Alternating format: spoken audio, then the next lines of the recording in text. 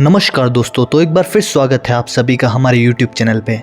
तो हम चर्चा कर रहे थे बगड़ावत महागाथा की कड़ी की, जिसमें हमने देखा था किस तरह बगड़ावत भाइयों का जन्म हुआ था और क्या उनका व्यवसाय था। हमारे सनातन धर्म में गाय की एक महत्वपूर्ण भूमिका रही है, जिसे हम गौ माता की तरह पूजते हैं, और इसमें बगड़ावत गुज्जरों का एक बहुत ही महत्वपूर्ण योगदान है, जिन्होंने गौ माता की अपनी पूरी जीवन भर सेवा की थी और उनके लिए, उनकी रक्षा के लिए अपने प्राणों की भी आहुति दे दी थी। तो आगे की चर्चा करते हैं। एक बार बगड़ावत गाय चरा कर लौट रहे होते हैं। तब उन गायों में से एक गाय ऐसी होती है जो रोज उनकी गायों के साथ शामिल हो जाती थी, और शाम को लौटते समय वह गाय अलग चली जाती थी। सवाई भोज यह देखते हैं कि यह गाय रोज अपनी गायों के साथ आती है और चली जाती है। यह देख सवाई भोज अपने भाई निया जी को कहते हैं कि इस गाय के पीछे जाओ और पता करो कि यह गाय किसकी है और कहाँ से आती है। इसके मालिक से अपनी ग्वाली का मेहताना लेकर आना। निया जी उस गाय के पीछे पीछे जाते हैं। वह गाय एक गुफा में जाती है। यहाँ निया जी भी पहुँच जाते हैं और देखते हैं कि गुफा में एक साधु बाबा रूपनाथ जी धुनी के पास बैठे साधना कर रहे हैं। निया जी साधु से पूछते हैं कि महाराज, यह गाय आपकी है? साधु कहते हैं, हाँ, गाय तो हमारी ही है। निया जी कहते हैं, आपको इसकी ग्वाली देनी होगी। यह रोज हमारी गायों के साथ चरने आती है, हम इसकी देखरेख करते हैं। साधु कहता है, अपनी झोली मांड। निया जी अपनी कंबल की झोली फैलाते हैं। बाबा रूपनाथ जी धुनी में से धोबे भर धुनी की राख निया जी की झोली में डाल देते हैं।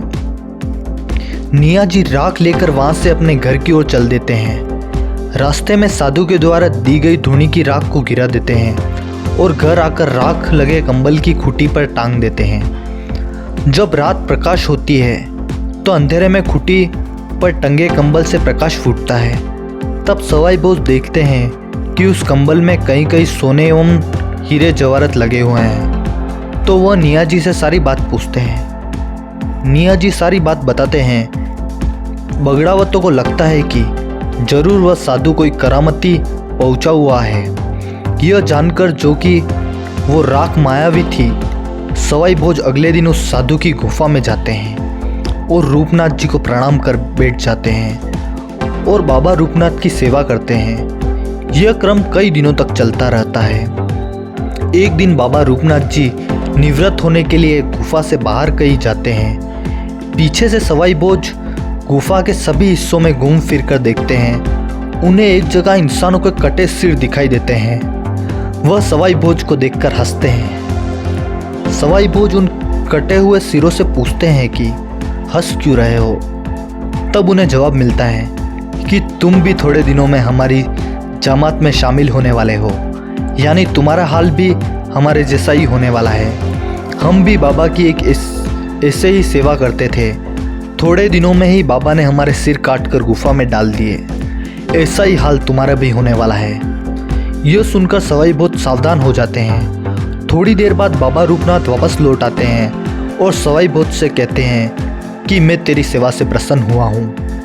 आज मैं तेरे को एक विद्या सिखाता हूँ। सवाई भोज से कहते हैं, एक बड़ा कड़ाव और तेल लेकर आने के लिए।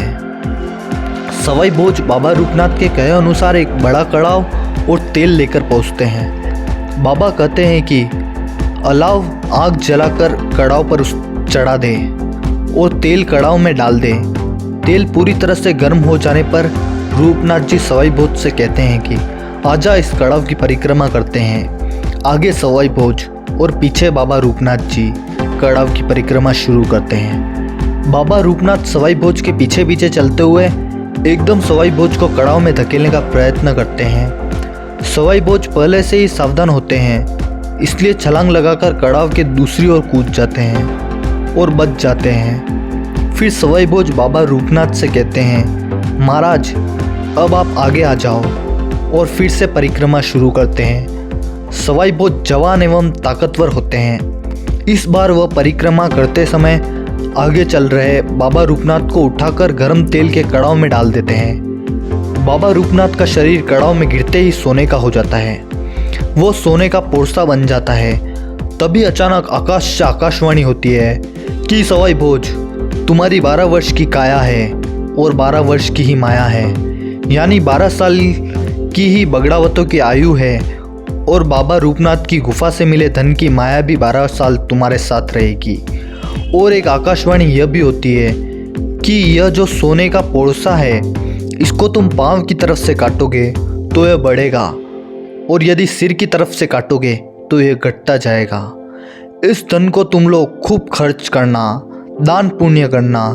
सवाई भोज को बाबा रूपनाथ की गुफा से भी काफ़ी सारा धन मिलता है, जिनमें एक जय मंगला हाथी, एक सोने का खंडा, बुली घोड़ी, सुरह गाय, सोने का पोरसा, कश्मीरी तंबू इत्यादि दुर्लभ चीज़ों को लेकर सवाई भोज घर आ जाते हैं।